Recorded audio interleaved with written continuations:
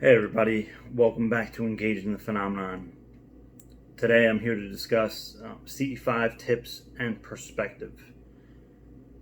Now, sometimes I hear people say, well, I don't know, I'm not very well versed in meditation. I don't have too much experience. I can't go too deep in meditation. Can I still do CE-5? And the answer to that is, of course. CE-5 is a separate skill from meditation that can be strengthened, trained, and even mastered. So, meditation is often coupled with CE-5, and it's for good reason. Now, you can come in off the street, so to speak, with zero experience in anything, with zero experience in CE-5 or contact, with zero experience in meditation whatsoever. Now, understanding and practicing meditation is going to help you in your CE-5 pursuits, because meditation is a way to condition, train your mind and your awareness for tranquility and accuracy, which are different things that, also the meditation is going to make you more sensitive to heightened awareness and different impressions that may occur during contact. So they do work together synergistically. They do go together hand in hand. And I liken it to an analogy of something like, if you are trying to hit a target now, and you say you're going to take a rock and throw it at a target, right? Let's just say that. Or like a dart on a dartboard. Now, you don't have to be a kind of master of this to hit the bullseye. You do it enough times, you throw the object at the target enough times, and eventually you're going to hit the bullseye. It's just a matter of probability. It's going to eventually happen. It may be for some people, then maybe they get lucky. Maybe it's in the first 10 times or the first 100 times. But they will hit that bullseye if they continue persistently and they take it seriously and they really try and they apply themselves. They're going to eventually hit that. Now, if you're training yourself at trying to hit this target, an analogy for trying to do CE-5, and you're practicing a little bit every day or every week, and you get the feel for the throwing and the aiming, and you start to build the muscle memory and coordination and all these things. Eventually you're going to get pretty good at it, and instead of it just being kind of like a random chance and act of probability, eventually you're going to get pretty good to the point where maybe 1-4 times you hit the bullseye, you just have a very high probability rate at that point of hitting the bullseye, compared to when you didn't have that skill set developed. So meditation is a way of conditioning and training your awareness in a way that is going to help develop your CE-5 and your ability to successfully have the CE-5 contact regularly. And again, that requires taking it seriously, kind of regular, persistent practice, and doing that for a duration of time. Basically, as with anything, what you put in is what you get out, and that's no different here.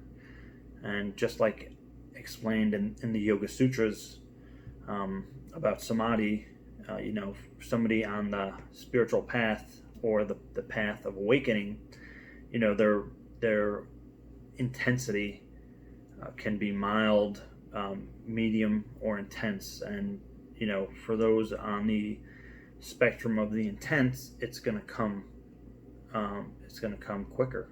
Basically, it's just a matter of cause and effect. If you really put yourself into something and practice it regularly, it's going to catch on quickly.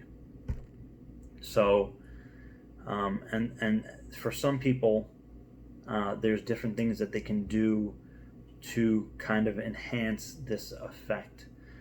And for early in the CE-5 teams, as Dr. Joseph Burks describes, there was a woman who, for one of her things, like she would play the harp, and it would put her in this incredible state of oneness and connectedness, and that was one of her things for contact, and it worked, and it was accurate. And some people, for me, believe it or not, when I'm doing like training, physical training exercise, it really puts me in the zone. I'm also kind of doing pranayama while I'm doing that, so I'm doing breath awareness exercises. I'm also getting a lot of oxygen in my blood, my brain. But I'm doing my pranayamas, and while I'm in that kind of flow state, I'm aware that I'm in that flow state, and I'll connect and do like short burst CE-5 sequences, and have had incredible success with that. Now, so some people that can do walking meditations, or they just go on a hike and they get into this zone. So there's these different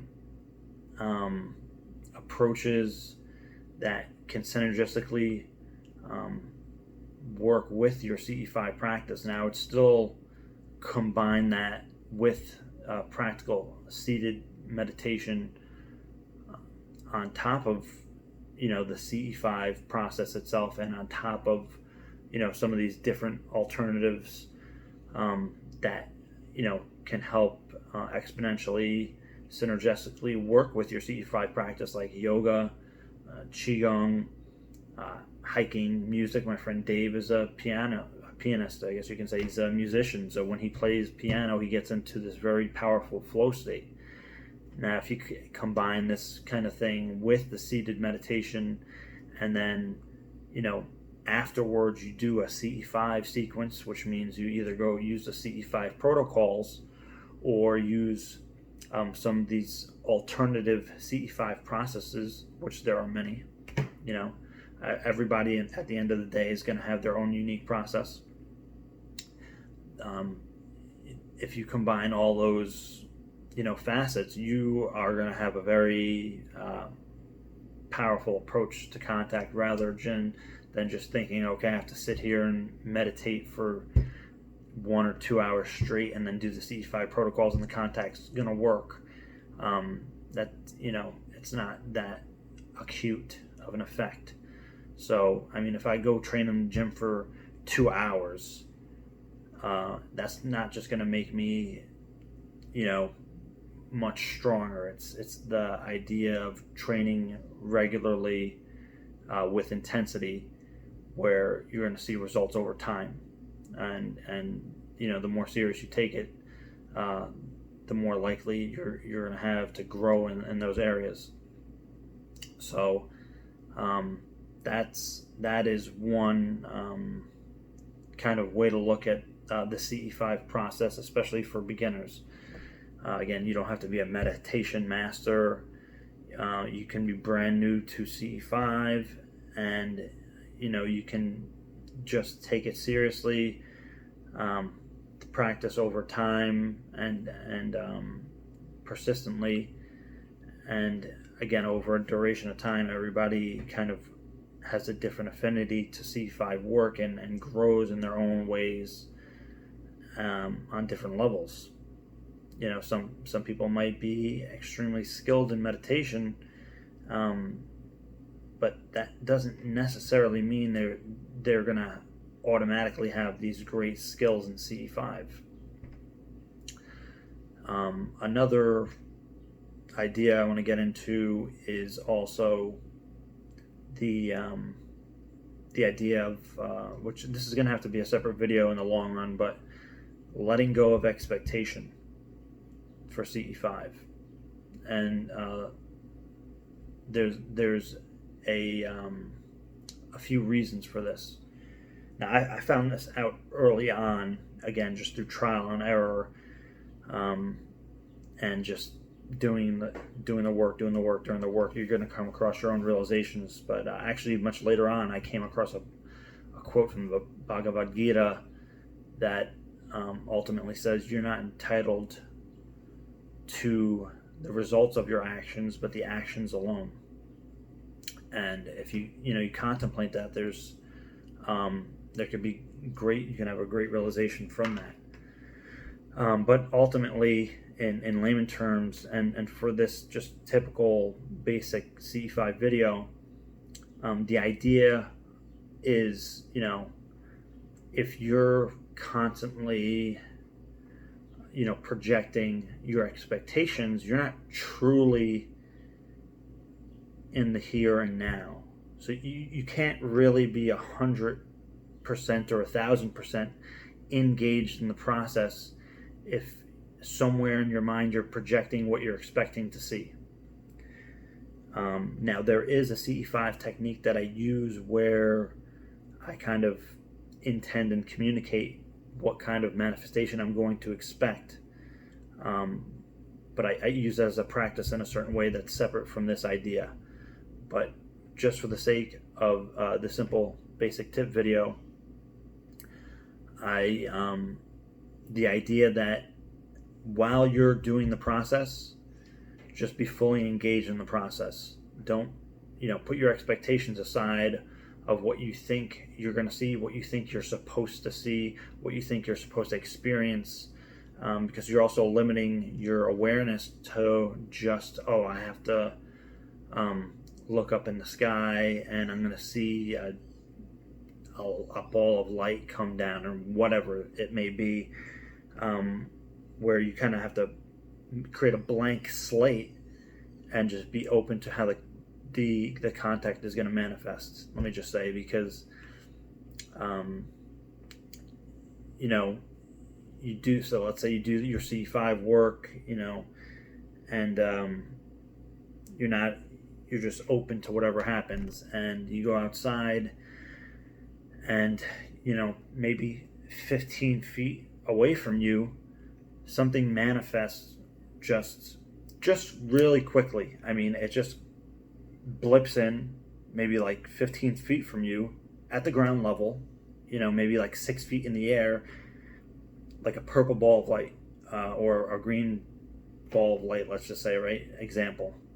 And it just moves across like this, and you're just, again, if you were looking in the sky, you may have missed that. Now, usually UFO intelligence will know kind of where you're looking and appropriately manifest, so they are communicating that the connection is established. They're not going to leave you guessing. But just, on your end of being open to what can happen, and not limiting it in that sense, is important. But also, again, getting back to one of the main centers of that is, if you're focusing on just the process itself, and you're just in a state of being with the process and letting it unfold, you're going to have a much greater result over time, because you're actually fully engaged in the process, rather than if you're kind of, and again, this, you're going to realize yourself doing this at times, and it takes practice and repetition. You're doing the process for a few minutes, and then you're like, oh wait, should I go look, or should I, or your mind kind of drifts away into some kind of expectation of what you might see, or what you think you should see, or what you want to see. And again, that's why regular meditation practice is gonna help you train your mind to just be engaged in the process and the process alone. And afterwards, after you do all the work, you can let your mind kind of ease up and go into those things. But just during the process itself, just be fully engaged, and letting go of expectations is a major part of that. And again, it takes practice, even just to utilize that idea and that approach. But eventually, you can get very good at that. So again, that sorry for the rant and ramble. These are just simple CE-5 basic tips and perspective. Thank you guys. Take care.